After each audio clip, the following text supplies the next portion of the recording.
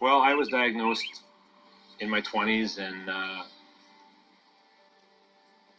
when Annette and I were going through this, um, it was very shocking, and we didn't know anything about it and had never heard of it, and it really hit us hard. And we said from day one that we hoped that we could start doing something where when we find out other people about this, that we can help them and kind of cushion the blow to them, because it is something that does affect your everyday life. And we just thought that maybe by doing this, we can reach out to other people and help them deal with it as well. And I think we're doing a pretty good job. She did up a website and put it on there, and the next thing you know, people are reading it and getting in touch with me. And that's how the Spina Bifida and Hydrocephalus Association we didn't know anything about them. They're based out of Toronto, and they got in touch with us, and they're a fantastic support group, a major support group. And now with the word getting out about this walk, and then about the website, people are contacting me. I'm getting people they'll call me, they'll email me, and want to find out about my story, and we compare stories, and we help each other out. You know, with their help and us getting this website together, and me doing Troy's story, sharing his story out there, and we've been getting such great response. And you know, we're letting people know that, hey, you're not alone, and people are coming forward, and they're so happy that they've stumbled upon our website, or that we're doing this walk, and you know that, hey, there is somebody we can talk to, can call, can email, just to have that connection, right? And that's just basically what we want to do, is just get the awareness out there and make those connections so that we can help each other and support each other here locally. So all of a sudden, boom, boom, boom, everything just happened so fast. It was just a wild roller coaster ride. She could have been born with it, because we found out from her first surgery that her skull is only the thickness of a 4-month-old baby. So they said it could have been in utero, it could have been after she was born, she developed it, and obviously it's been a problem since she was 4 months old, because her skull had never gotten any thicker from there. So she's just been living with this for all these years with no complaints. She's 4 months old, because her skull had never gotten any thicker from there. So she's just been living with this for all these years with no complaints. She's been a very quiet baby. She was never cranky. You would have never known anything was wrong with her up until now. It's a double-edged sword for me, knowing having those two conditions. It gave me a window into both worlds, kind of having one foot in the more able-bodied, and then knowing what it's like for people with disabilities. It wasn't always a good double-edged sword, but it taught me a lot. We started out the first year with I think maybe a dozen people, and it's grown since then. It's a good time. It's life goes, the old cliche that life goes by so fast, and we've made so many good contacts and friends that you'd like to get together with on a daily basis, but you just can't do it. And I think this walk at least gives us this one day where we can all get together and talk and mingle and socialize and share our stories, and it's a good time, a good escape for everybody. Just getting the information out there to people, so that other people who may go through this do not have the same fears that the rest of us have, that you're all alone, you don't know anything about this, you don't know anybody. It'd just be fantastic for everybody to come out and help support us and get more and more information, because the more information people know about this, the better.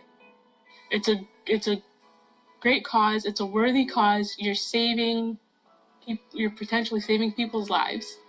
You are helping kids, you're helping families, you are providing support that doesn't just go away after a couple of months, and it goes directly to the families, directly to the kids. It's really gaining momentum. I think we can see even more this year. It's going to peak at some time, but it's building, and it's really nice to see. We're really proud of it. I think it's just a great cause simply because I have spina bifida, so I like to show my support towards that. I just think it's a great cause simply because it shows that we're all unique and we need to stand together. Well, I've had a hydrocephalus right from birth. It's just water on the brain. I've got a shunt that drains the fluid off, and it's just to walk to raise awareness and to be able to get to know people that have the disability as well, I guess. When I was diagnosed in '94,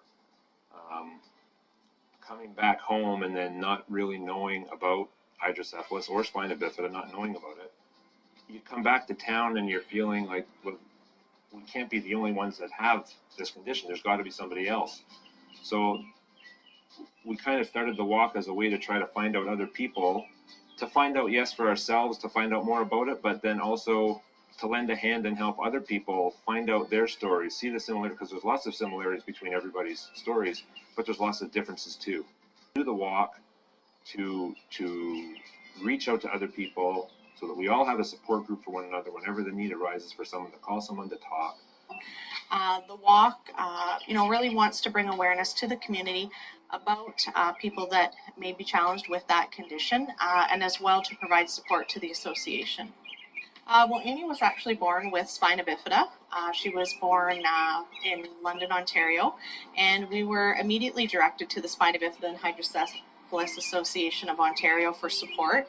So I've been going to them for support since she was born at different stages of her life, and they have a wealth of information and experience. So definitely when I heard that Troy was arranging this, we jumped right in, and we've been really happy to participate. I think it's fun to kind of meet other people like around the community that actually do have the same thing that I do. Like I said, each year we get some new people that have heard or read about it through the media and have come out. Last year we actually had a couple people, I think, came out that we haven't met before or anything like that. So it's kind of nice. We have the same people that do come out every year as well. Gives us a chance to share our experiences and get to know them, and we keep in contact with these people on the internet and through email and phone calls on a regular basis, and we look forward to doing this every year just so we can meet up with them again and have that fun time together. Because I just appreciate the more little things in life. Really do, just the everyday things, going for a walk, watching the sunset at night, just little things like that. I really love that. It's always in the back of your mind because I've had 12 surgeries now since '94, and that fear never goes away. You don't want it to come back again because you just want to put it under the table. You just know it's there, and I just live each day right now and take one day at a time, and if I wake up and everything's good, I just go on like that.